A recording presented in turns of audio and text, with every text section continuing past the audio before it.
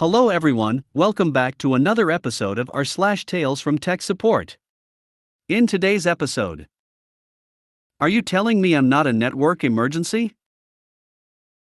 Sure, you can sue the company. Maybe you can get them to pay for your lawyer too.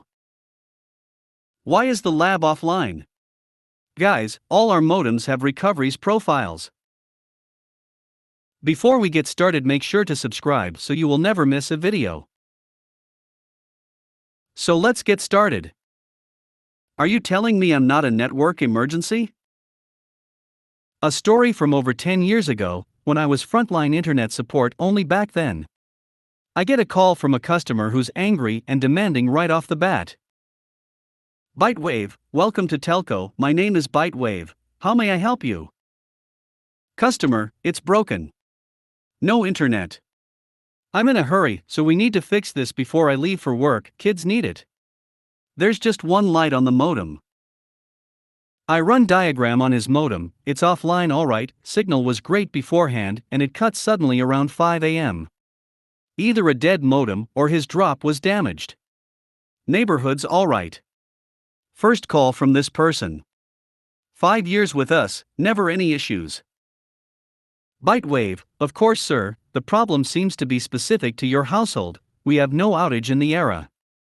We'll need to schedule a service call to fix it, it can happen quite quickly, but we'll need some flexibility. We could send someone this morning if there's an adult on the grounds from 8:30 to 12:30. Customer, what are you talking about?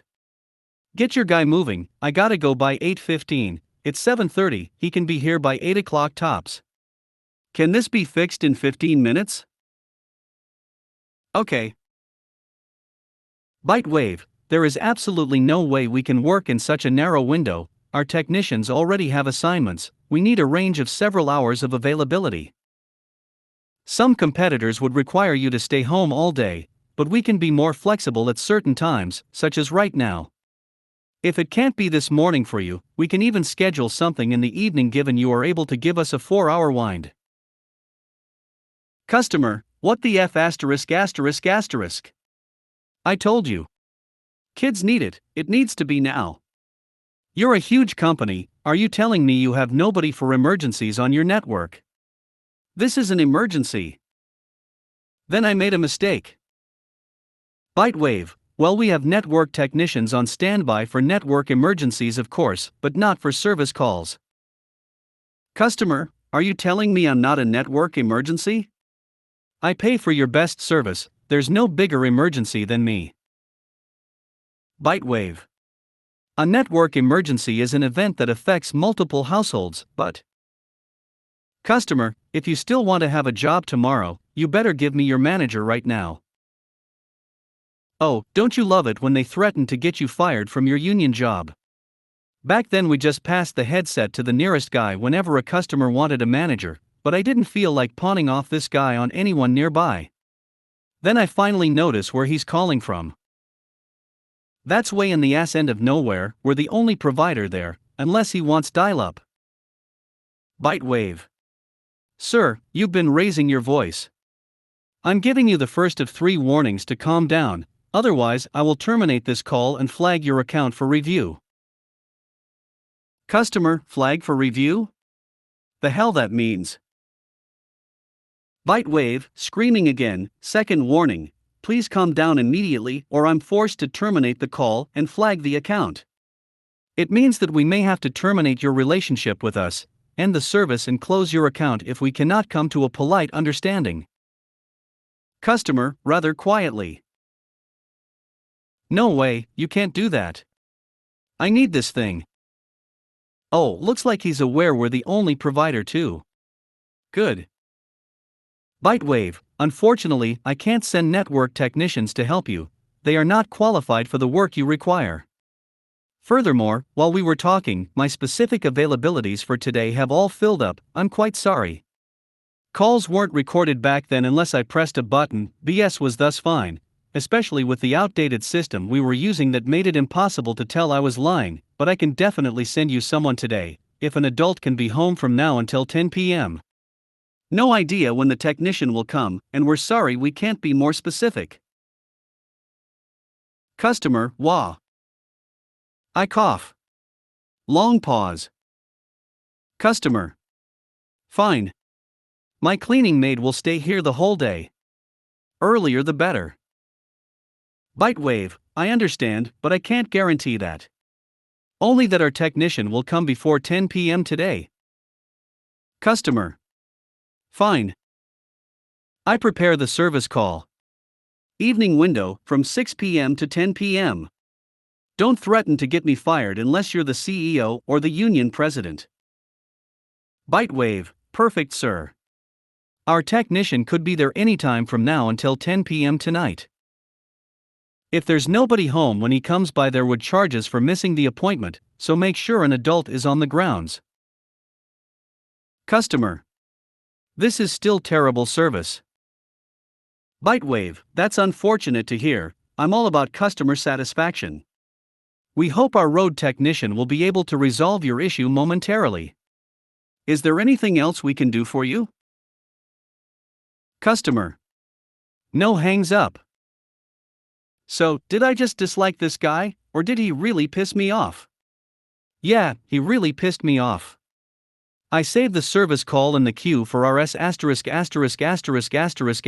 road techs contractors. Tingle of guilt, nobody really deserves that, but sometimes all you get out a terrible call is the schadenfreude. All of Bitewave's tales on TFTS. Sure, you can sue the company. Maybe you can get them to pay for your lawyer too. A while back, when I was filling in as union steward for my telco, there was an open and shut case of discrimination the union dealt with. For us it was an easy win, but the victim wanted more than what we could get. There was a temporary position to be filled by people from technical support, volunteers who fit all the criteria, as regulated by the work contract and in order of seniority, would meet with public face-to-face at a long convention and answer the technical questions of potential customers, and they'd get a bonus and room and board for the event's duration. The manager in charge made a gross mistake though. He refused a candidate we'll call Sophie, and within earshot of two witnesses, explained his decision to another manager in a way that demonstrated clear discrimination, whether by the definition of the work contract, the labor code, or the Charter of Rights. Being one of the best agents on the front line, her technical ability to do the task was beyond dispute, she fit all the WC criteria, and she had the seniority. For us it was a simple matter of filing a grievance with the testimonies as evidence. HR was rapidly forced to recognize its merit and worked mainly on limiting the consequences in arbitration. The arbitrator handed down relatively modest, but acceptable consequences from our point of view. The manager was reprimanded, she got a written apology, the employee was given the bonus and the value of the side benefits she'd have gotten, and we got to rewrite a couple paragraphs of the work contract to broaden the notion of discrimination and stiffen sanctions should it occur again. That's essentially all the grievance process could yield. We couldn't claim large punitive damages in the union's name. That process is between the union and the company, not necessarily on behalf of the employee. Therefore, it happens that sometimes what we can get from a successful grievance doesn't satisfy the offended party. In this case, Sophie was very upset still. She was hurt by the nature of the discrimination quite a bit. She was off on sick leave since, and asked me for advice. If you're not happy with the results of a process of grievances and arbitration, your union-related options are slim. We have overburdened lawyers, but their job is to defend the union, not each member's cases, and from our viewpoint her case was already won. But given the company had been forced to admit in writing to discrimination that violated the work contract, they had de facto also admitted to discrimination that violated both the labor code and her charter rights, grounds for a good civil suit. She had medically documented emotional trauma over it too, but she wasn't rich enough to afford a court battle. So I gave her an idea. Bitewave, you are clearly pretty upset by this, I see the problems it's causing you. You should call the Confidential Employee Assistance Program. They have all sorts of professionals, they'll be able to give you better advice than me. Maybe even, legal advice. I wasn't sure it was going to work, but it was worth a try. The EAP is paid for by the company and is very broad. If you have anything that can be qualified as a problem, they help, and the company gets a yearly bill. They don't know who used it. You need to drunkenly cry about your bad breakup at 3 a.m., there'll be someone. Every night if you want. You need a specialist doctor in 3 days and the hospital says it'll take 5, they'll find you one in 3. You need a notary to help you with the old, barely enforceable will of a dead relative, gotcha. And I remembered a case where they paid a lawyer to someone who had a bad fencing dispute with a neighbor and couldn't afford one. Worth a try. So Sophie calls them in tears about her situation. They get her, as I hoped, a free lawyer appointment. The lawyer is amused by the fact she has in hand a written confession before they even get started. She wants damages for emotional trauma, etc., and hey, the paperwork she got filed by the medical specialist for her sick leave insurance claim is yet more written evidence. Still, the lawyer explains even with a case this rock solid the process can be long and relatively costly, though she can easily get her lawyer fees back if she wins. But she's broke, so she still has a problem, and so after discussing with the lawyer, the EAP agrees to pay for the lawyer for the whole process. So this lady is going to court with against the company, and they don't know they're paying for her lawyer. That'd be a breach of their confidentiality agreement with the EAP. And all she needs to win her civil case, they handed the union and her on a silver platter, thinking they were getting off easy for a gross discrimination case. And given she's on sick leave and a union member, they can't do much at all. Evil corporate lawyers get to work to lowball the settlement, and she refuses offers one after the other for months while her free lawyer goes through the motions.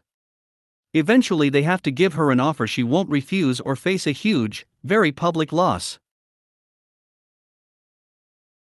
Unless confidentiality was breached, in theory the company never found out they were indirectly funding both sets of lawyers through the whole thing. Plus her medical leave pay. After she gets her large settlement, a few months later she feels better and returns to work, union job still there waiting, with a new manager. Legal and HR kept a tight lid on the whole thing on their end, but obviously the story was hot water cooler talk amongst union staff. Don't expect to be able to sue your boss and return to a comfy job without consequences unless it's unionized though. Why is the lab offline? Guys, all our modems have recoveries profiles. Some years ago at my telco, we had rather terribly low data caps, and back then, there was no night shift manager on our floor. Still, things were fine at work until one morning when I noticed that all my 6 lab modems are down. I quickly look it up, they all have recoveries profiles, what we use to cut service to people who aren't paying their bills. These modems are in an internal account that doesn't get billed, but since no exception was coded for data cap related issues. Well, if you repeatedly bust the data cap on lab hardware, you end up with this automatically. Being senior staff, taking care of the labs and keeping them operational is one of my tasks. The interesting question was how on earth did our lightly used test lab would be busting data caps? I quickly investigate, I pull hourly timestamps of data use on all the devices. Within minutes it's obvious. The night shift is downloading massive amounts at night from the lab's modems. Being union colleagues and with some of them being friends, I go to them that night to tell them that needs to stop because I won't be able to cover for them if it happens again. They panic a little and explain that since it's pretty dead at night, they bring their laptops. One of them is just playing WoW, but a couple of them admit they're doing their torrenting from the lab's Wi-Fi all the time, and it took a year of busted caps before recoveries kicked in. Really not smart, but I tell them we'll keep this private as long as it doesn't happen again. WoW is okay on the D/L, but certainly not mass torrents. They're sorry and promise to stop, so fine, I'll grudgingly cover this one. Now slight issue, I can remove the recoveries profile, but thanks to them, the lab account is flagged as owing us over $5,000, and all the modems are in it. Yeah, our overcharges were ridiculously high. Changing the profiles manually without correcting the balance would mean that the problem would return automatically in a few weeks. Short of writing a $5,000 check, I can't fix that account. Oh, what the hell? They did something stupid, but I said I'd cover it. I create a brand new account, manually move all the lab modems to it, and flag it as another free test/in-house account. Which leaves the issue of the old account, now device-free and owing us $5K. I flag it as a bankruptcy so it doesn't generate alerts. To make sure there's no more service interruptions, I put unlimited data profiles on all the modems, but set up email notifications if any of the modems bust 20 go/month to make sure this doesn't happen again without us knowing. Everything's wrapped up nicely, except that my as is insufficiently covered here. I technically just took their stupidity and made it my own, complete with detailed logs, although I did do it in part to restore service to the lab, which was my job. Still, CYA matters anywhere, unionized or not, even if it's just for peace of mind. Thankfully, I have a great relationship with my boss, who used to be senior staff like me not so long ago and still cares about union solidarity even though she's not in anymore. I just tell her straight about the whole thing. Boss, wow, morons, but yeah, your workaround will do. I'll send you an email saying we need lab modems moved to a new account. Add all the PVRs on the floor to this one as well. The story will be that we wanted to consolidate all hardware on this floor in a single account for ease of management. Update the intranet with the new account number and make sure these guys don't ever do it again, please. ByteWave, already taken care of. I'll monitor the lab's data usage weekly for a few months to make sure they meant it. The stuff I sometimes do to keep friends and colleagues out of trouble. All of ByteWave's tails on TFTS.